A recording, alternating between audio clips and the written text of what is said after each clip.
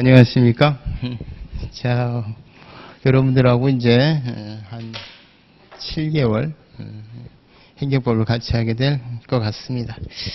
행정법 어려운 학문입니다. 어려운 학문인데 여러분들이 시험 공부해서 성적 내는 데는 그렇게 어려움은 없습니다. 근데 이제 문제는 이걸 너무 이제 쉽게 공부해가지고서 1차 합격하고 2차에 이제 조금 안 되는 경우라든가 또 2차 되고 또 행정사를 하시는데 일을 잘해야 될 거 아니겠습니까? 그래서 행정법은 좀 깊이 있게 하시는 게 좋습니다. 우리가 이제 각 과목 중에서도 패스 과목이 있고, 저거는 이제 커트라인만 넘으면 된다 이런 게 있고, 가급적이면 저는 행정법이 좀 점수가 많이 나왔으면 이런 생각을 듭니다. 행정학개론 같은 경우 대표적이는데, 행정학개론 저희 선생님도 친하고 그러지만, 행정학개론 사실 여러분들이 2차나 행정사 하는 데 있어서는 크게 다 모르겠어요. 나중에 이제 행정사로서의 어떤 그 전략 같은 거 그런 데는 좀 필요할지 몰라도 실제 행정법이 안고라고 생각을 하시면 됩니다. 그래서 이제 행정법을 가급적이면 이제 재밌게 이렇게 하시는 게 제일 좋아요. 자, 재밌게 하려면은 항상 기준을 낮추시면 됩니다. 근데 기준을 낮춘 상태에서 항상 회독수는 여러 번을 해주시는 게 좋아요. 그래서 저랑 이게 이제 12주 정도로 가는데 아마 강론은 날아갈 거예요. 그 뒤에 가면. 근데 사실 이제 강론은 큰 의미가 없어요, 여러분. 이게 시험에 나올 것들만 체크를 하시면 되고, 진짜 그 강론은 여러분들이 나중에 행정사를 실제 하시면서 하나하나 체크를 하셔야 될 부분입니다. 그래서 이제 진도표대로 최대한 맞추려고 하는데 앞부분에 좀 많이 늦어질 거예요. 이게 행정법의 특성상 그렇습니다. 그나마 좀 다행스러운 거는 민법이랑 같이 들어가기 때문에 민법에서 행정법에 주는 도움이 있고 또 행정법이 민법에 주는 도움이 있고 그렇습니다. 그래서 그나마 조금 여러분들이 다른 일반적인 자격증에 비춰볼 때 변호사 시험 빼고 딱 이렇게 공법과 사법이 같이 들어가는 학문이 과목 그 자격증이 행정사 하나밖에 없어요. 그래서 여러분들이 그거는 참 좋다 이런 생각이 듭니다. 그래서 그나마 진도를 잘 맞춰갈 수 있을 것 같아요. 자, 첫 시간에 이제 말씀을 드리면 행정법은 행정에 관한 법입니다. 행정에 관한 법. 행정에 관한 법. 행정법. 복습 위주로 해주시면 돼요. 제가 교재 이렇게 점검해 드릴 테니까 교재 점검될 때 뭐 밑줄 끊어 놓으시든지 하셔가지고 그 부분만 이제 기억을 하시고 나중에 자습을 하실 때는 거기 기억하시면서 언저리 읽어보고 이해되면 좋고 안 되면 말고 그리고 그냥 가시면 됩니다. 나중에 어차피 다 해결이 돼요. 자, 우리 행정이라는 게 행정에 관한 법이다 이렇게 하면 행정은 뭐냐 그러면은 국가가 이렇게 개별적으로 국민 개개인에게 조치하는 것을 행정이라 그래요. 그래서 우리가 이제 되게 제가 빨간색으로 씁니다. 의심스러우니까. 근데 얘네들 왜 빨간색으로 이렇게 피라미드 셈으로 쓰느냐? 얘네들은 일사불란하게 움직여요. 그래서 국민에게 일정한 조치를 하기 위해서. 이 조치가 어떤 것들이냐? 예를 들어서 제일 대표적인 게 과세처분 내지는 징집처분 이런 것들이에요. 그럼 이제 처분이라는 말이 뭐냐? 처분이라는 말이 행정이다 이렇게 생각하셔도 돼요. 그럼 이제 예를 들어 국민 중에 갑이 있다. 법학에서는 갑을병정 이렇게 쓴단 말이에요. 당사자를. 갑이 있다. 갑에 대해서 과세처분을 한다. 예를 들어서 100만 원의 과세처분을 했다. 그러면은 얘는 이 100만 원의 과세처분에 따라서 100만 원을 납부해야 될 의무가 생깁니다. 이게 이제 강압적이에요. 그런데 이게 의무가 생기는 과정을 이렇게 살펴봤더니 이쪽에서 결정을 하고 빨간색에서 결정을 해서 일방적으로 통보가 됨으로써 얘는 효력이 생기는 거예요. 그러면은 이런 걸 이제 민법에서 단독행위라고 합니다. 단독행위는 행위의 모든 결정과 결정을 여기서 해요. 굉장히 가혹하죠. 이 입장에서는 흥정거리가 안 돼. 그래서 우리가 민법에서는 단독행위가 아니라 사인 간에 요게 이제 민법에서 갑을 이른단 말이에요. 행정법에서는 국가하고 갑이 이렇게 대치를 해서 설명을 하는데 민법에서는 갑이 야 너 나한테 돈 좀 줘. 그래서 돈 줘야 될 의무가 생겨요. 너무 가혹하잖아요. 그래서 이제 민법에서는 상호 간에 합의가 됐을 때 그런 의무가 나옵니다. 권리 의무가. 그러니까 너 나한테 돈 줄래? 응. 그러면 이제 청약과 승낙이 일치되는 것을 단독행위라고 안 하고 계약이라고 그래요. 계약이 이제 계약을 하고 안 하고는 누구 마음인데? 청약을 하는 것도 내 마음이고 승낙을 하는 것도 내 마음인데 청약과 승낙이 일치가 되면 이제 저희가 한 것에 대해서 책임을 져야 되니까. 그런 구조로 되어 있는데 국가가 이제 기본적으로 그게 이제 사법 영역이라면 공법 영역에서는 국가가 국민에게 세금 좀 내주시겠습니까? 해야 의무가 생겨. 이거 안 돼. 그러니까 일방적으로 세금 내 이런 조치를 취하는. 그러면 우리가 세금 내 이렇게 조치를 취하면 여기 민법상 단독행위라고 하는 건데 이 단독행위가 너무 무서워요, 사실은. 근데 이게 이제 태어나게 된 배경을 보면 옛날에 나라가 있을 때부터는 계속 이게 있었단 말이에요. 근데 옛날에 이걸 누가 있느냐? 왕이 했단 말이에요. 근데 이제 1789년에 프랑스 혁명이 있고 나서 국민이 주인이 되고 난 다음에 국민이 이런 걸 직접 행사하려다 보니까 힘들어. 그러니까 대표자를 하나 뽑아서 여기 누구예요? 대통령이라는 애를 뽑아서 이런 거를 대신 하도록 이렇게 한 거예요. 자, 근데 이렇게 하다 보니까 이게 대통령이 또 결정을 하고 대통령이 집행을 하다 보니까 오남용 염려가 있어. 그래서 그것을 권력을 나눠 놓은 거예요. 권력을. 그래서 권력을 나눠서 국민이 대통령을 뽑듯이 국회를 또 하나 구성을 해서 여기서 만든 이 기준, 그러니까 결정을 옛날에는 왕이 했던 거를 대통령 너는 결정하지 말고 여기서 결정을 내리죠. 이 결정을 뭐라 그러느냐? 법률이라 그래요. 그럼 이 법률에서 정한 대로 얘는 하기만 해야 돼. 빨간색은 노란색이 정해준 대로만 해야 돼. 옛날에 왕은 어떻게 했는데 지가 결정해서 지가 있지. 그러니까 국회라는 게 필요가 없었죠. 요게 이제 그러다 보니까 국가 권력이 두 개로 나눠져 있구나 이렇게 생각을 하는 거예요. 이거 여기까지 생각한 게 존 로크라는 분의 이권분립론입니다. 여러분 책 첫 페이지에 나와요. 존 로크라는 분의 이권분립. 권력이 두 개로 나눠진 거예요. 근데 그럼 이제 여기 만약에 우리가 이제 요게 법률에 적합하게 행사됐다.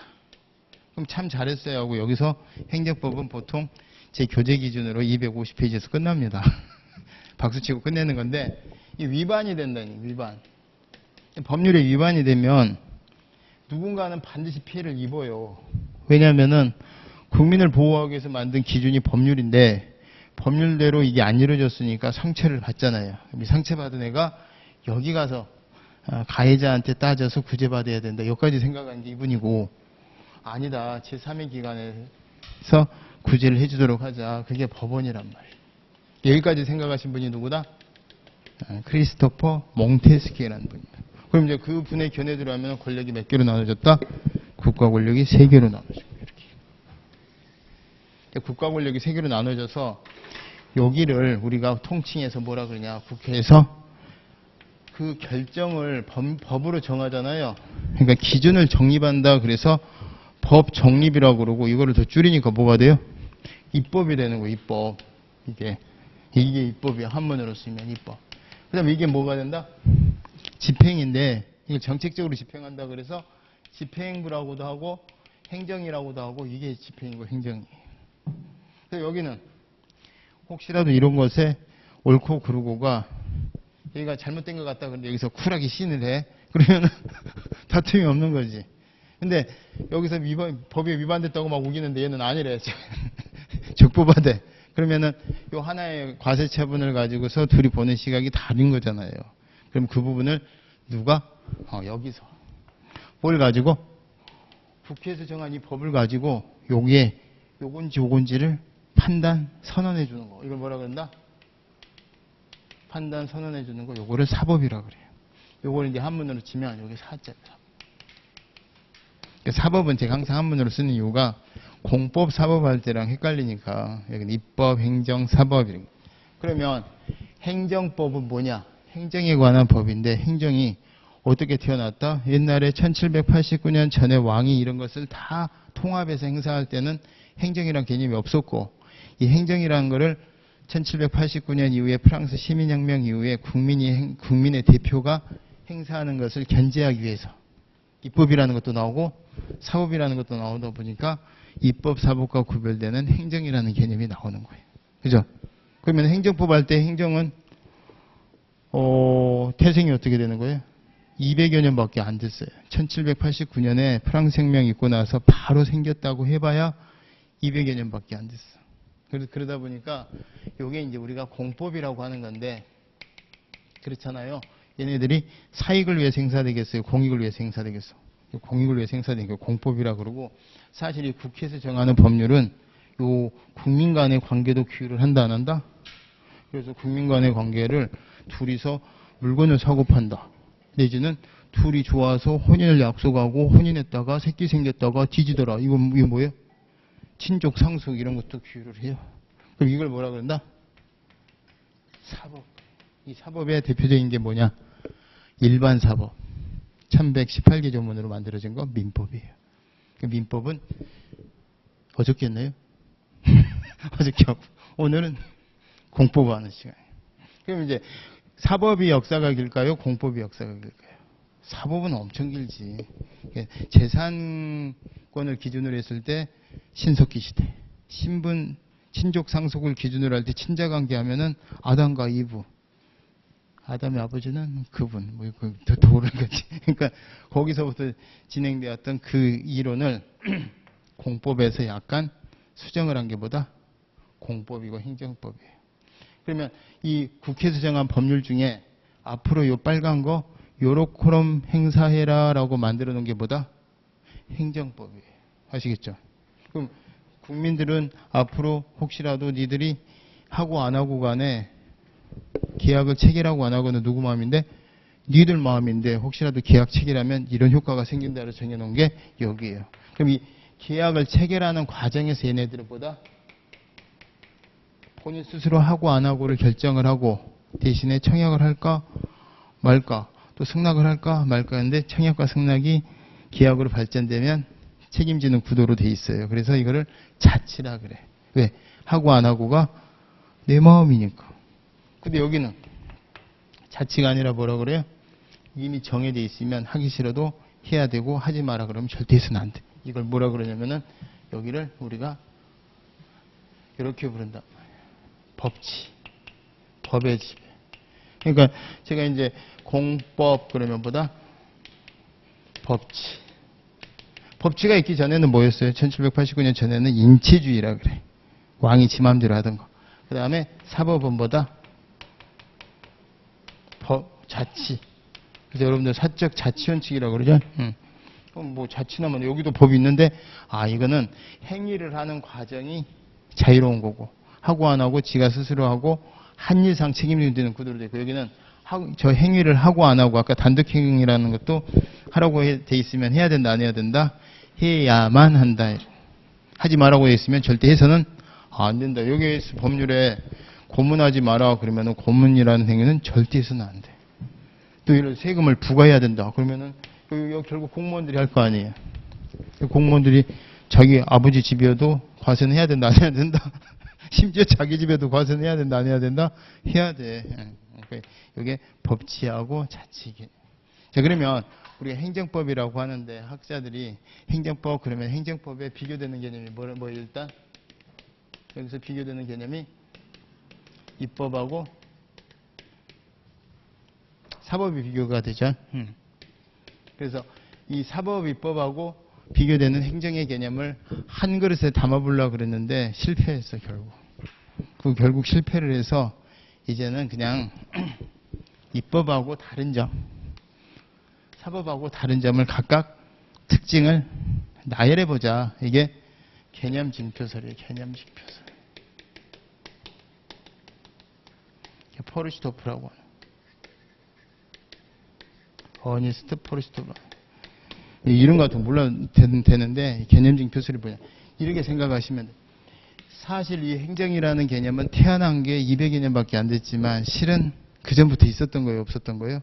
행정으로 입법, 사법과 구별지는 것으로 추출된 게 200년이고 옛날부터 세금은 부과해왔어요? 안 해왔어요? 오래된 거예요. 이거 진짜 오래된 거예요. 그러니까 이거를 한글에서 담기가 되게 어려워. 그래도 막 일본의 전중이랑 이런 사람들이 담아봤어. 그리고 그 담은 내용이 여러분 중고등학교 교과서에 행정은 이런 개념이다라고 소개되는 그건데 우리 이제 시험 관련해서는 아무 의미가 없고 요즘은 대세가보다 이분 개념. 이분은 뭐냐? 이거랑 다른 특징을 보고 이거랑 다른 특징을 나열을 해서 쭉 나열을 하다 보면 뭔가 초학자에게 행정이라는 개념이 좀 잡히지 않겠느냐 이런 개념이지. 그러니까 예를 들어서 고영동 선배 특징이 뭐예요? 하고 후배가 물어봐. 그럼 뭐라고 하는데 후배가 이러는 거야. 아유, 김 선배 그 좀 복잡하게 하지 말고 딱 한 문장으로 고영동 선배 성격 좀 정리해 주실 수 있어요? 옛날에 뭐 김용돈 선생님처럼 뭐 정의해 보아라. 뭐 정의가 내려져 안 내려져? 안 내려지지. 그러니까 정의를 내려도 예외가 너무 많은 거고. 그러다 보니까 어떻게 정리를 하느냐. 고 선배는 일단 술 좋아해. 김 선배보다는 술 좋아해. 그다음 이 선배보다 여자 후배 더 깍듯하게 잘 챙겨줘. 뭐 이런 걸 쭉 나열하다 보면 대충 느낌이 와요, 안 와요? 그게 요 고 선배가 이 선배, 박 선배하고 다른 특징을 쭉 나열해 보고 그 속에서 그냥 느낌이 오게 하자. 이게 포리스토프의 견해예요. 그러면 여기서 이제 문제가 되는 게 다른 징표가 뭐냐가 이제 문제가 되겠죠. 그 다른 징표가 행정은 한 사람한테 하는 거다 그래요. 입법하고 비교를 할 때 한 사람한테. 근데 입법은 법조문은 예를 들어서 신호 위반한 자는 딱지를 떼라 이렇게 돼 있으면 신호 위반한 자에 대해서 범칙금을 부과해야 된다 이렇게 규정이 있으면 그 규정은 입법이라고 하는 것은 누구나 이거를 일반적이라 그래요. 누구나. 그 다음에 그럴 때마다 이걸 추상적이라 그래요. 일반적이라는 얘기는 뭐냐면은 이건 누구나 이렇게 생겨요. 요거는 항상 그때마다. 자, 그러면 만약 신호위반하면 딱지 뗀다라는 것을 정의를 해보면 신호위반한 사람은 누구나.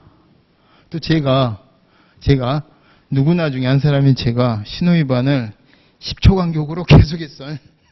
그러면 신호위반할 때마다 범칙금을 부과해야 된다를 정해놓은 거란 얘기지. 입법은. 그러니까 규범이죠. 앞으로 모든 국민이건 항상 여기에 해당된다면 이런 걸 정해놓은 거고. 지금 근데 거기에 지금 걸맞는 일이 딱 생겼어. 고영동이가 관악 사거리에서 저녁 7시 반에 신호위반 하다가 신호위반을 했어. 그 사안이 뭐냐? 그게 지금 문제가 된 사안. 이게 바로 구체적인 사안. 바로 그 사안. 바로 그 사안. 바로 그 사안에 바로 그놈 뭐예요? 개별적이라 그래. 그러니까 지금 예를 들어서 2024년 10월 10일 오후 7시 10분에 신호위반한 그 사안에 대해서 고용동이한테 딱지가 날아가더라. 이게 뭐예요? 행정이라는 거지. 그게 제가 아까 말씀드렸던 뭐 대표적인 처분이에요. 처분. 물론 행정에도 일반적이고 추상적인 예외가 있고 입법에도 예외가 있을 수는 있겠죠. 근데 예를 들어서 국회에서 옛날에 어떤 법을 만들었냐면은 세무대학을 설치를 했어요. 경찰대학처럼.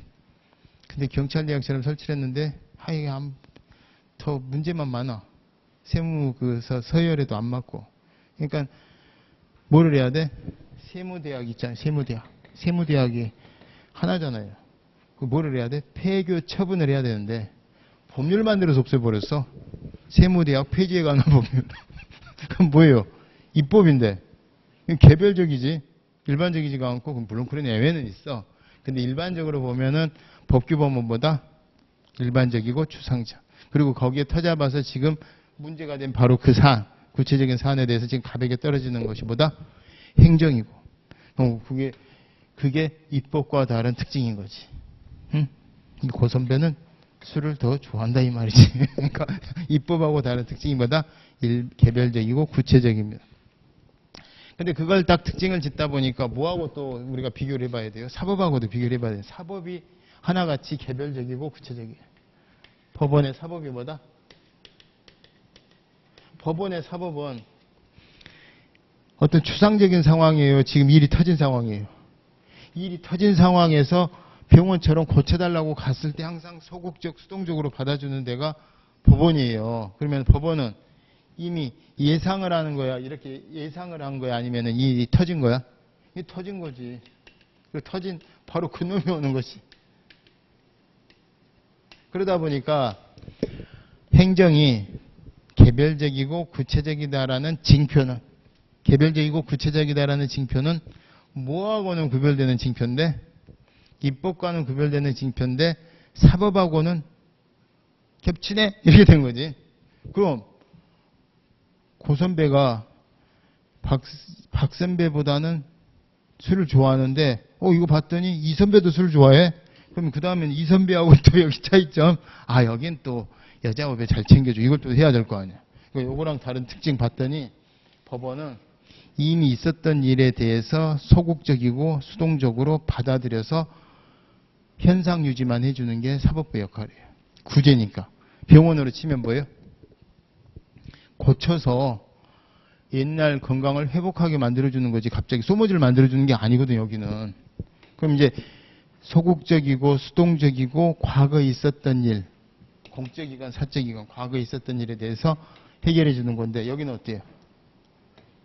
여기는 범칙금 같은 거를 신호 위반한 애들을 부과를 해서 앞으로 신호를 잘 지키게끔 하는 거지. 여기는 적극적이고 능동적이고 미래지향적인 거예요. 저쪽으로 뭔가 분쟁이 생겨서 해결하듯이가 아니라 저쪽으로 고가도로를 놔주면 더 교통이 편리하겠다. 여기가 동시 신호를 주면 이런 걸 하는 거야. 그래서 여기다 사법부가 과거 지향적이라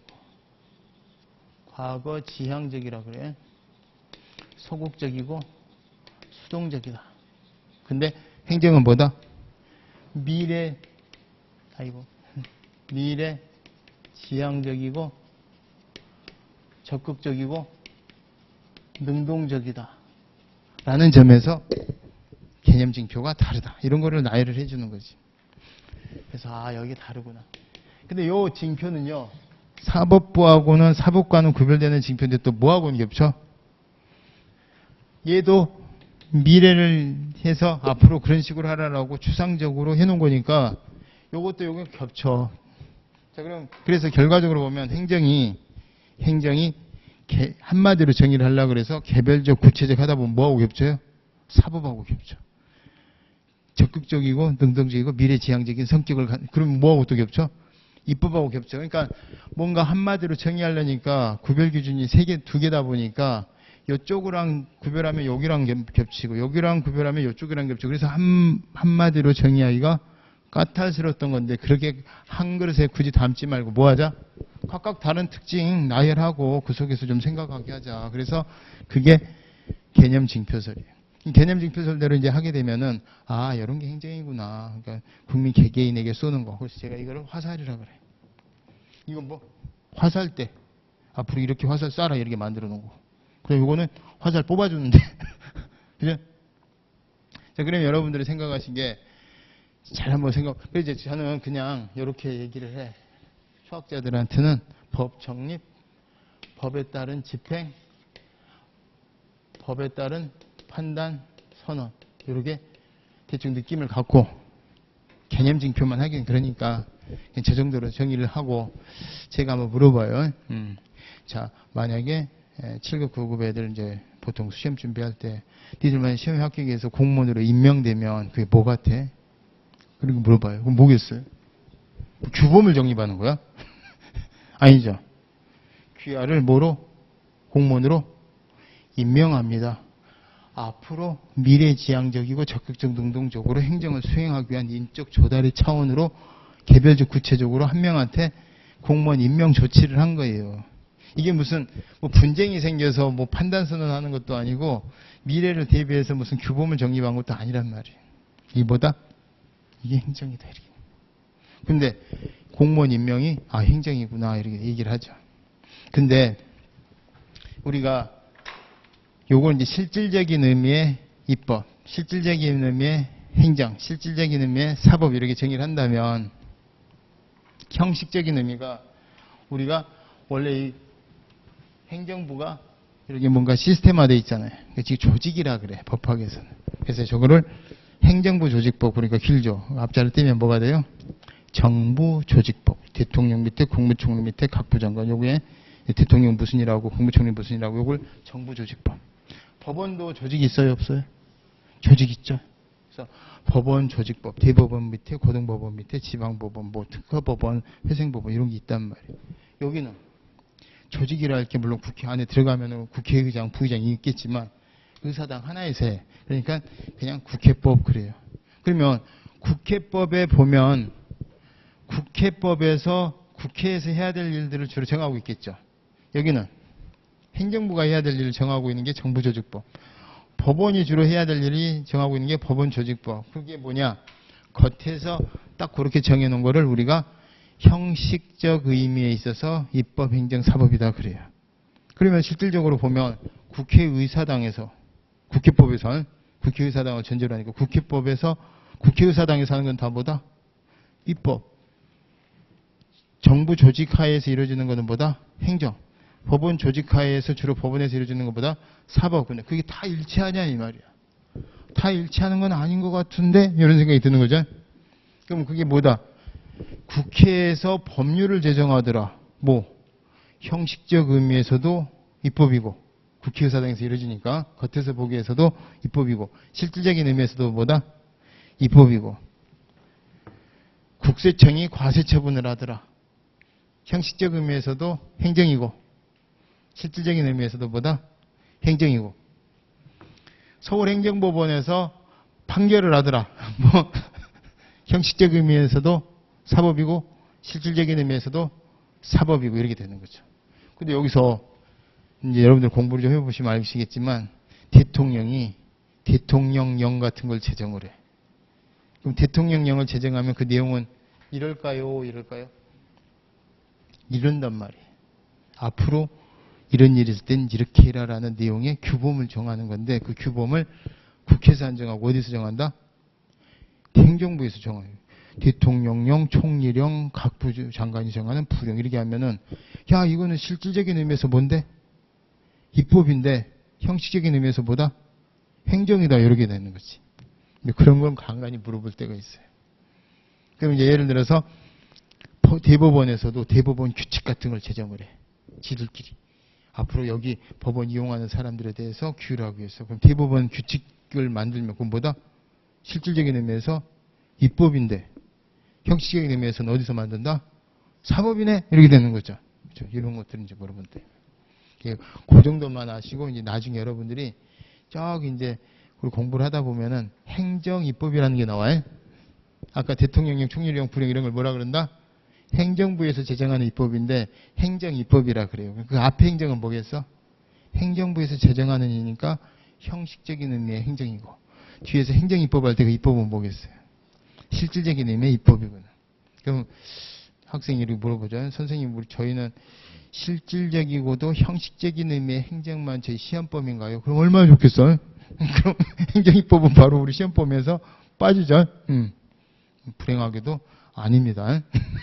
행정입법은 우리 시험범위에 들어와. 그러니까 이제 앞으로 우리가 볼 때 행정입법이다. 대통령령, 총리령, 부령 같은 거, 행정부에서 제정하는 입법이다 그럴 때, 앞에는 그거는 형식적인 의미의 행정이고, 뒤는 실질적인 의미의 입법이구나, 이렇게 얘기를 하는 거죠. 이해되시죠? 이런 거는 지금 우리 앞에서 설명하려니까, 빼내서 설명하려니까 되게 따분하지만, 행정법이 이래독이라도 끝나고 나면 행정입법에 대해서 지나고 공부하고 하다 보면은 자연스럽게 해결이 된다, 안 된다? 그거 당연히 그 형식적인 의미고, 이건 실질적인 의미고, 구별이 될 거다, 안 될 거다? 지금 앞에서 보니까 헷갈릴 뿐이지. 자, 그래서 여러분들이 보시면, 자, 제 교재를 딱 보시면, 행정의 출발점은 뭐다? 5페이지에 가면은 권력 분립에서 입법, 사법과 구별되는 행정이 처음 나온 거예요. 그전에는 그냥 국가작용이라고만 했어요. 행정이라는 게 나왔다. 그래서 4번에 보니까 5페이지 4번에 행정 개념의 출발로서의 권력 분립 이렇게 나오죠. 그 정도만 기억하시면 돼요. 넘어가시고. 행정법 할 때 그 행정 개념에서 6페이지 가니까 형식적인 의미의 행정은 행정부 간판 달고 있는 기관에서 하는 것을 토탈해서 형식적인 의미의 행정이라 그래요. 그러니까 정부조직법에 있는 애들이 하는 거다.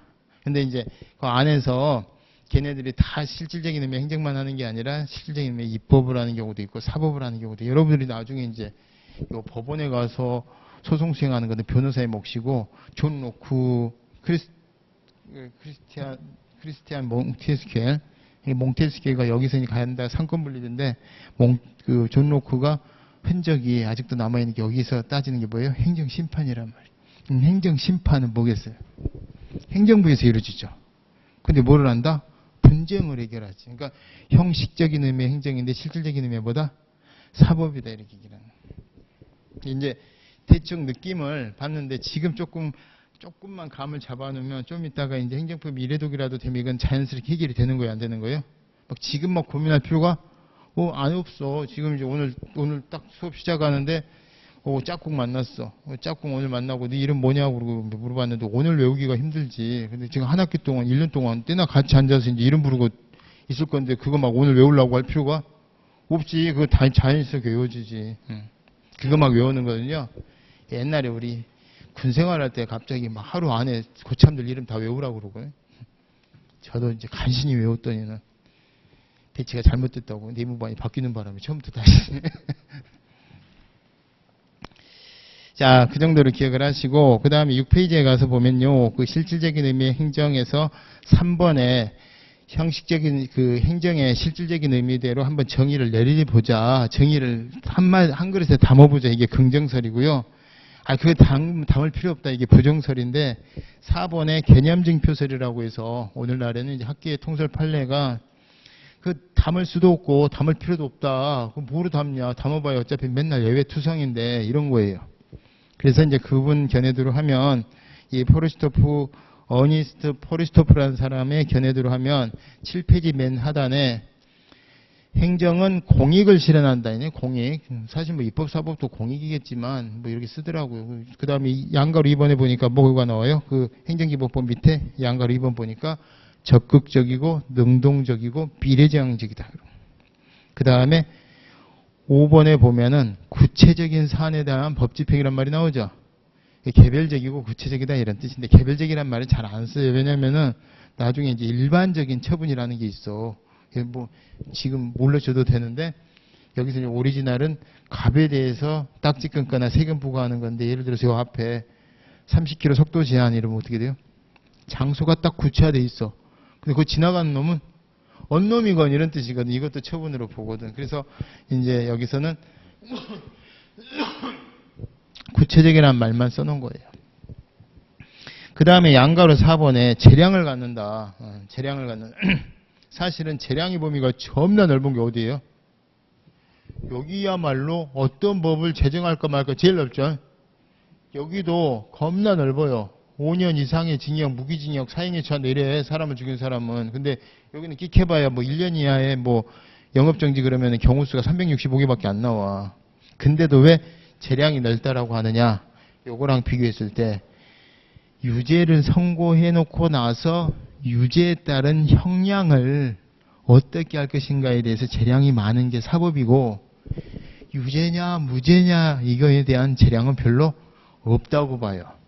그러니까 예를 들어서 죄를 지어갖고 왔는데 검사가 기소했는데 판사가 이거 없었던 일로야 이거 안 돼.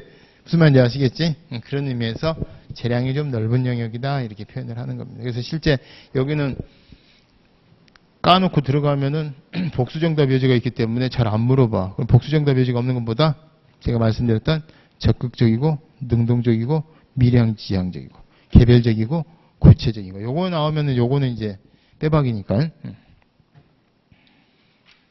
느낌 좀 오십니까? 그래서 이제 8페이지에 가면은 도표가 행정, 그래서 개별적, 구체적이고 적극적, 능동적, 미래지향적이다. 그런데 개별적, 구체적이라는 점에서 뭐하고 겹치는 거예요?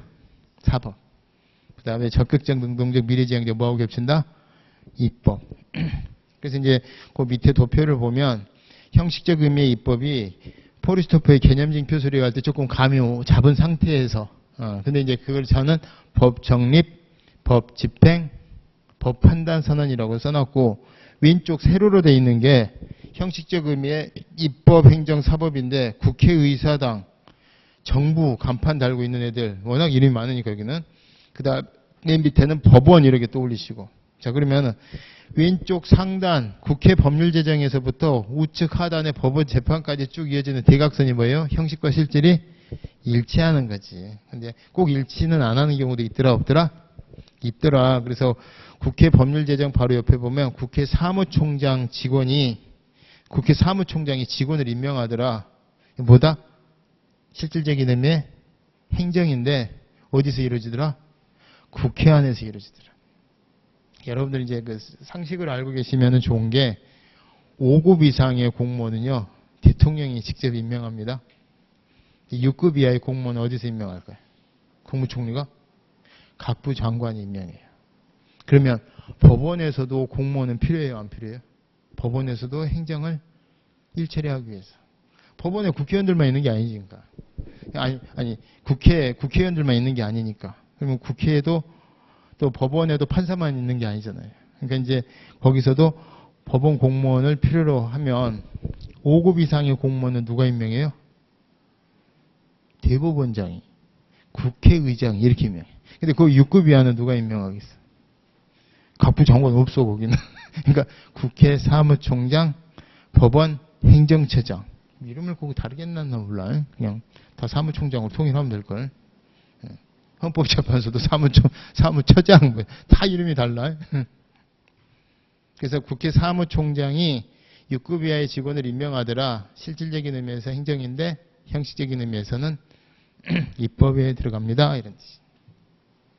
그 라인에서 쭉 국회 사무총장이 직원 임명 밑으로 쭉 내려오면 법원 행정처장이 직원을 임명하더라. 그건 뭐예요? 그거는 법원 행정처장이 대법원장이 5급 이상, 법원 행정처장이 6급 이하 이러면은 법원 행정처장이 직원을 임명하는 것도 실질적인 의미에서는 뭔데? 행정인데 형식적인 의미에서는 사법입니다. 이런 뜻이. 자, 그 정도로만 기억을 해두시고, 조금 진짜 어려운 걸 내면 요거는 이제 헌법을 알아야 되는 건데 오늘 듣고 잊어버리셔도 돼. 그 대법원 순회 있잖아요. 그 사법부의 순회부는 여기는 이제 선거로 다 뽑잖아요. 선거로 뽑고 선거로 뽑는데 여기는 합작품으로 만들어요. 그래서 국회 동의를 얻어서 대통령이 대법원장, 대법원 판사를 임명을 해요. 그럼 이때 대법원 판사, 대법원장을 임명하는 대통령의 지위는 요 3부 요인의 행정부 수반의 지위라 그러거든. 행정부의 반장으로서의 지위가 아니라 국가를 대표하는 국가 원수로서의 지위라 그래. 우리 헌법 66조 4항에 나와요. 원수로서. 그러니까 대통령은 두 가지 지위가 있어. 국회의장, 대법원장, 헌법재판소장급으로 3부 요인이 아니라 이제 헌법재판소가 생겨서 4부 요인이 됐는데 그 4부 요인급에 해당하는 지위가 있고, 그 다음에 다른 나라랑 조약을 체결하거나 할 때 얘들이 돌아가면서 나가는 게 아니잖아. 그러니까 누가 나가서 맞아요? 대통령이 조약도 체결하고 비준하고 그런단 말이에요. 이때는 대통령은 행정부 수반과 국가를 대표하는 국가 원수로서의 지위. 국가 원수라 그러니까 뭐 간첩이라고 그러는데 어떤 학생이 우리 헌법에 나와 있어. 근데 그 김정은이가 자꾸 원수라는 말을 많이 써서 그러는데 우리도 원수로서의 지위가 있어요. 두 가지 지위. 그러니까 이제 대통령이 일반 아까도 얘기했다시피 고위공직자는 대통령이 임명하고 밑에는 각부 장관이 임명한다 그랬잖아요. 6급 이하는. 대법원장하고 대법원 판사는 대통령이 임명하고 그 밑에 일반 판사는 대법원장이 임명을 해요. 그럼 대법원장이 임명을 하면 잘 보세요. 어차피 임명은 뭐다? 실질적인 의미에서 행정인데 대법원장이 일반 판사를 임명하는 건 뭐다? 실질적인 의미의 행정인데 어디서 이루어져요? 대법원장이 하니까 형식적인 의미의 사법이다 이러지. 근데 대법원장하고 대법원 판사를 대통령이 임명한다 그러면 어떻게 돼? 실질적인 의미의 행정이면서 대통령이 엄밀하게 보면은 대통령이 행정부 수반으로서의 지위가 아니라 국가 원수로서의 지위인데 좌우지간 어디 있어? 행정부에 있으니까 이거는 형식과 실질이 일치하는 거네 이런단 말이에요. 그러니까 그게 여러분들 그 8페이지 맨 가운데 가서 보면 대통령의 대법원장, 대법관이 명 이렇게 나오죠. 찾으셨어요? 그거 나오면 이제 우리만 맞추는 거야. 근데 원래 행정사 준비할 때는 우리만 맞추는 이런 공부하면 떨어져. 우리는 남들 맞추는 거 맞추고 남들 틀리는 건 다 틀려주기로 하고 가셔야 돼. 말 나온 김에 한번 해본 거예요. 그다음 밑에 보면은 법원 행정처장 밑에 대법원장이 일반 법관임명 이렇게 나오죠. 그거는 실질적인 의미의 행정이라는 점에서는 위에 거랑 똑같지만 형식적인 의미는 사법으로 들어가는 거예요. 나머지 통고처분이나 이런 거 보실 필요가 없고요. 자, 그럼 이제 우리가 요런 메커니즘이 가능하잖아요.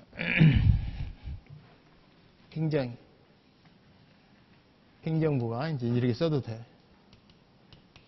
정부라고도 하고. 근데 여기서 이제 수행하는 이 수행, 개별적이고 구체적인 차이. 국민을 상대로 이루어지는 거. 자, 요게 뭐의 지배를 받는다? 법의 지배를 받는 거죠. 국회에서 정한 이 법률에 따른 통제를 받아요.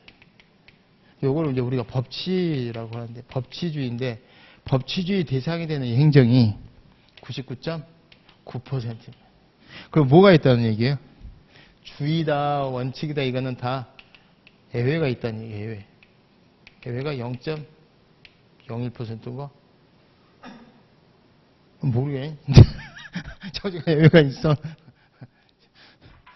수학하기 싫어서 법대를 갔더니 진짜 숫자를 접할 기회가 없어요. 대학 4년간, 대학원 2년간, 박사과정 2년간 숫자를 접할 기회가 없어. 더하기를 못해. 법대 애들은 더하기를 못해. 제 친구가 이제 남부지법 판사하다가 이제 엊그저께 변호사 개업을 했는데, 걔가 남부지법 판사할 때 지금은 이제 손해배상액 같은 게 엑셀로 해가지고 딱 정리가 돼가지고 직원들이 손해배상액을 딱 이렇게 산정을 해주는데, 옛날에는 변호사가 다 해갖고 오면은 친절한 거고, 안 해갖고 오면은 판사가 다 해야 돼. 근데 그걸 이제 손해배상 판결하려고 계산을 하는데, 술 먹다가 10번을 했는데, 더 했는데 10번이 다 틀려. 그러니까 더해가지고 그 중에 10개 중에 2개라도 동일한 게 나오면 그 액수로 그냥 판결을 선고하려고 그러는데, 10개가 다 틀리게 나오는 주판도 없고 주판도 못하고. 그래서 어떻게 했어? 그랬더니 그냥 판결은 선고해야 되겠고, 그래서 그 10개를 더해서 10으로 나눴대. 그러니까 법대애들은 숫자에 관한 젬병이야. 너 이거 어떻게 나왔을 때 무슨 계산 딱 하잖아. 판사나 검사들 막 계산했는데 이거 정말 맞아? 그러면 있잖아, 당황해 일단. 자, 어지간 예외 있어요. 예외가 뭐라 그러냐면은, 예외는 뭐예요? 법치주의 적용이 안 된다는 뜻이잖아. 요게 옛날에 법치주의가 생기기 전에 옛날에 왕이 하고 있던 게 있었어요. Once upon a time 왕이 한 나라를 뭐 하고 있었다? 통치하고 있었다. 그게 통칭이에요.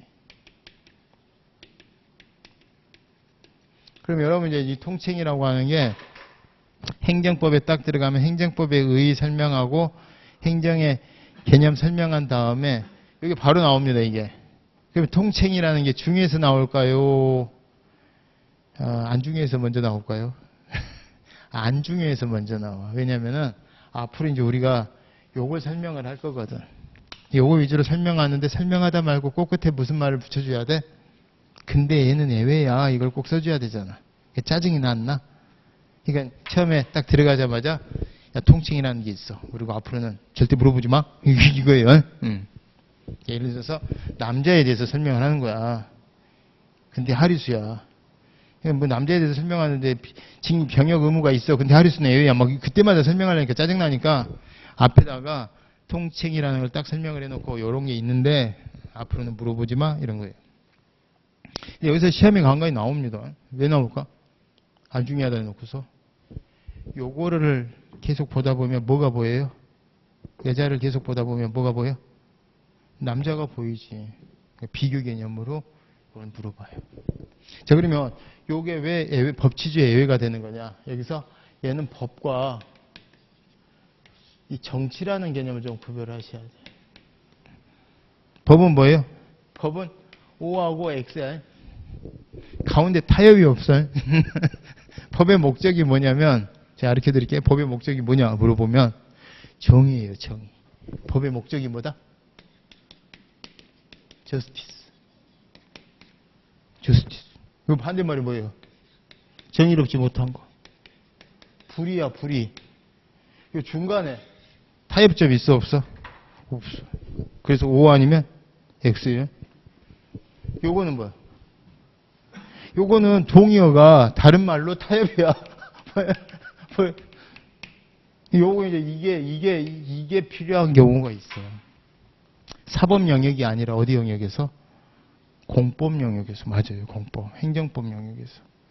행정이 존재하는 이유는 나라가 일단 있어야 돼요. 국가가 있고 그 다음에 나라 주인이 누구다? 국민 주권주의. 그리고 국민 주권주의를 직접 행사하기 어려우니까 뽑아서 대신 행사해. 그게 간접민주 대의제고, 그 대의제를 행사하는 과정에서 얘가 공약만 일치하지 항상 지가 공약대로 100% 운용하는 게 아니야. 선악과를 얼마든지 따먹을 수 있도록 무기속이 이미 돼 있어. 그러다 보니까 얘가 미쳐서 돌아갈 수가 있으니까 시스템을 두세 개로 나눠놓고 견제를 해놓은 거예요. 그게 권력 분립이란 말이죠. 자, 그러면 나라가 일단은 있어야 돼, 없어야 돼? 나라가 있고 나서 나라 주인이고 나발이고 있는 거지. 그럼 예를 들어서 이 법률이라는 거를 한번 우리가 고민을 해보는 거야. 법치라고 할 때 이 법률이 과거의 것들에 대한 답습에서 미래를 예측해서 만든 거란 말이에요.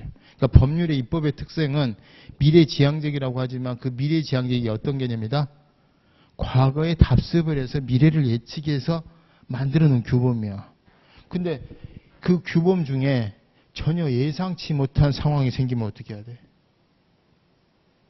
그래갖고 나라가 망하게 생겼어. 100년 만에 폭풍이 와. 그전에는 그런 100년 만에 폭풍이 미국이 생기기 얼마나 됐다고. 100년 만에 폭풍이 와. 그럼 옛날에는 이 폭풍에 대비하는 어떤 기준들이 다 있을 거란 말이에요. 공무원들이 어떻게 대비하는 게. 근데 지금 100년 만에 폭풍이 온다. 근데 거기에 대해서는 없어.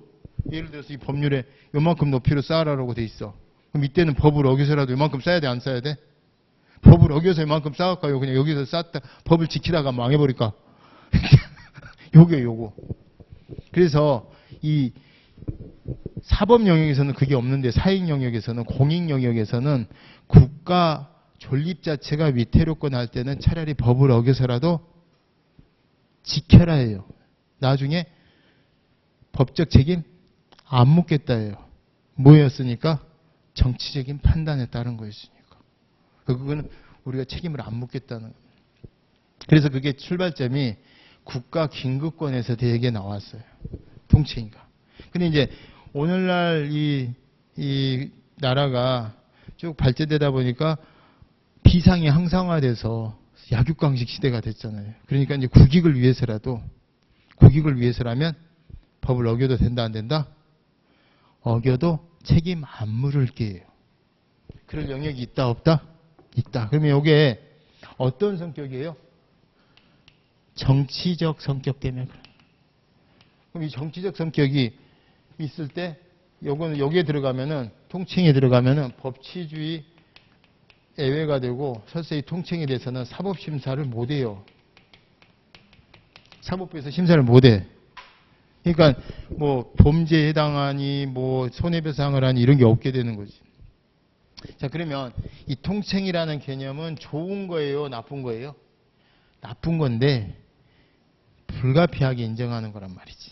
그러다 보니까 정치적 성격이 조금이라도 있으면 통칭으로 보자는 이런 건 안 돼. 진짜 성격이 완전 쓸 때 이걸 뭐라 그래요? 고도의 정치적 성격을 띤 국가행위 그래요.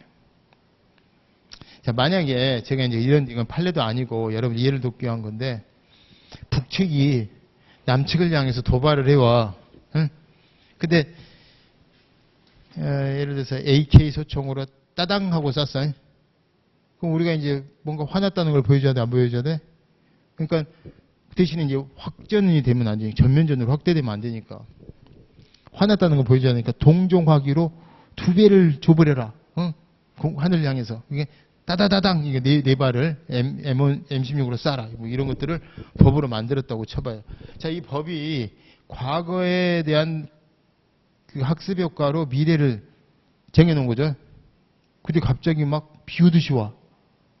그러니까 얘를 박격 반발 오면 박격부 2발 보고 이 정도 생각하고 있었는데 막 비오듯이 와.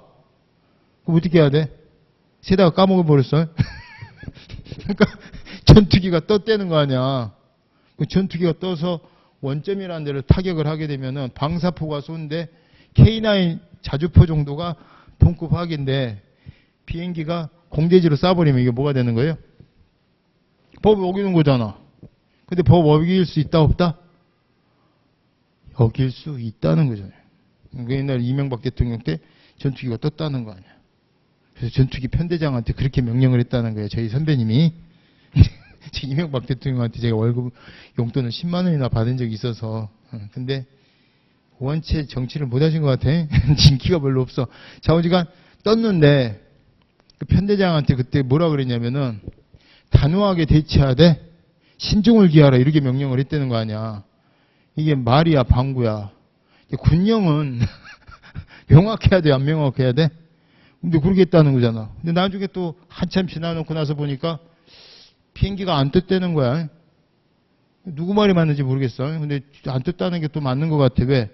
우리나라는 전시 작전권이 없어.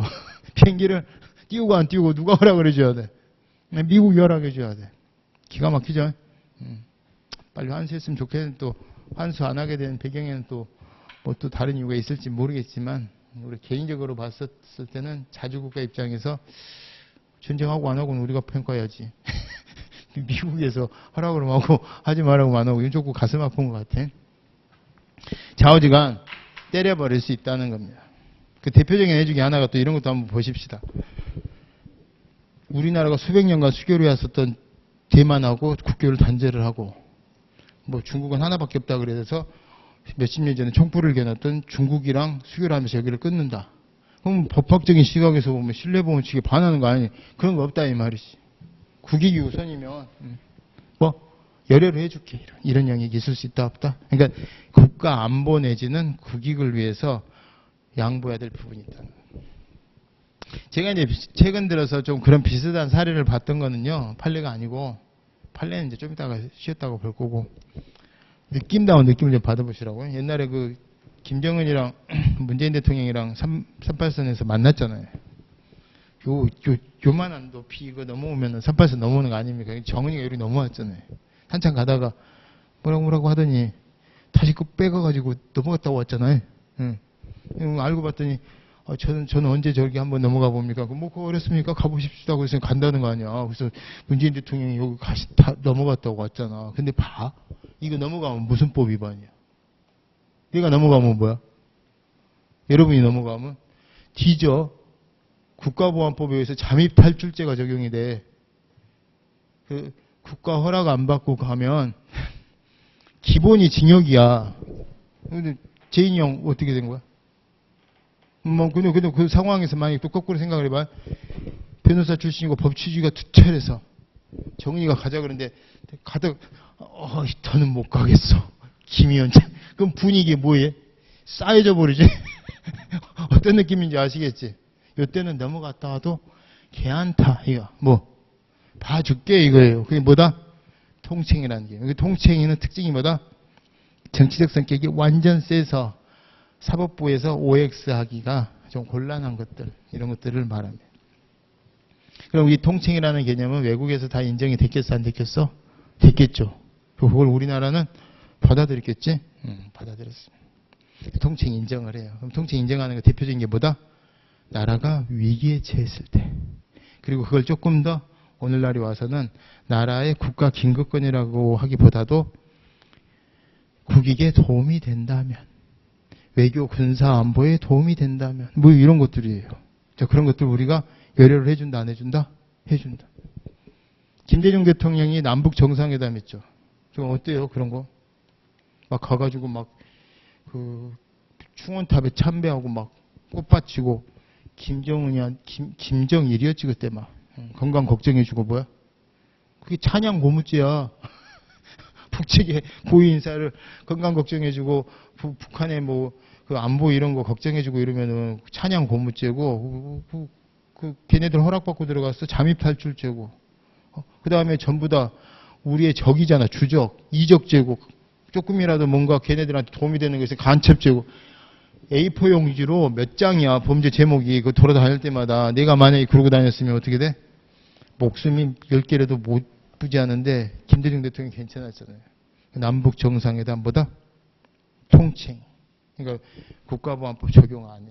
근데 남북 정상회담이 다 맞춰질 당시 원래 이제 국가 간의 원수들끼리 이게 회담을 하면 뭐 이제 북한은 국가는 아니지만 당국이라 그래야 돼. 북한은 국가라고 하면 안 돼. 왜냐하면은 북한은 국가가 아니고 우리만 국가예요.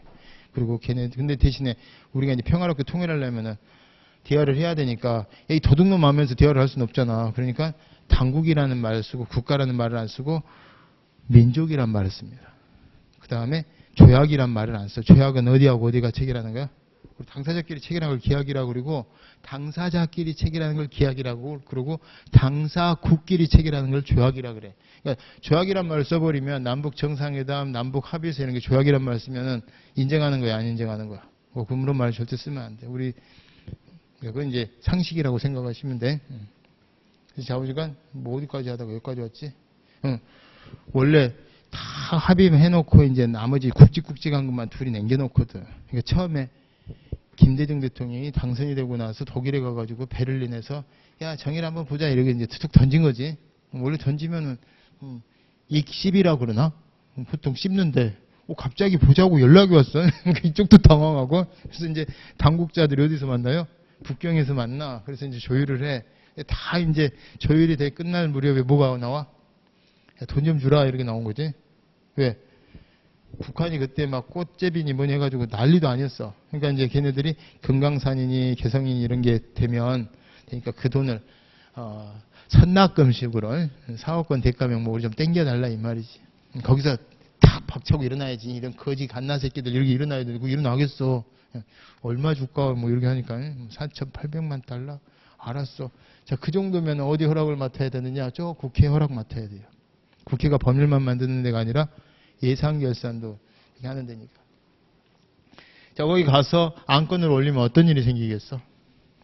그때 당시 한나라당이 이런 거지 새끼들 막 이럴 거 아니야. 그럼 그게 쪼름이 들어가면은 있는 거라고 자존심 하나밖에 없는데 쏙 들어가 버릴 거 아니야. 그러니까 몰래 마련해서 줘요. 몰래. 그러고 나서 이제 남북 정상회담이 끝났지. 근데 이제 그게 포착이 된 거지. 그래서 이제 그 살아있는 권력에 대한 검사가 기소를 한 거죠. 그 박지원 비서실장에 대해서. 그러니까 이제 재판정에 섰지. 그 재판정에 서니까 나는 그런 일 안 했습니다가 아니라 뭐야? 다 인정하는데 내가 그거는 뭘 위해서 한 거다? 국익을 위해서 한 거다. 그죠? 그럼 이제 국익을 위해서 한 거면 통칭이면 형사법원 판사가 유죄무죄를 판단을 못 한다는 거 아니에요. 법대로 법을 하는 게 아니라 이걸로 하는 데니까. 그러니까 이게 진짜 통칭이냐 아니냐가 어디까지 간 거야? 대법원까지 간 거지. 통칭이면 걔는 아니면 처벌받는 거고 통칭이면 걔는 이제 처벌 안 받는 거지. 대법원에서 뭐라 그랬냐? 남북 정상회담은 통칭이 맞다고 그랬어요. 근데 남북 정상회담이 항상 돈 써서 되는 정상회담은 아니란 얘기지. 4억 원 대가 명목으로 북한에 돈을 보낸 거는 뭐다?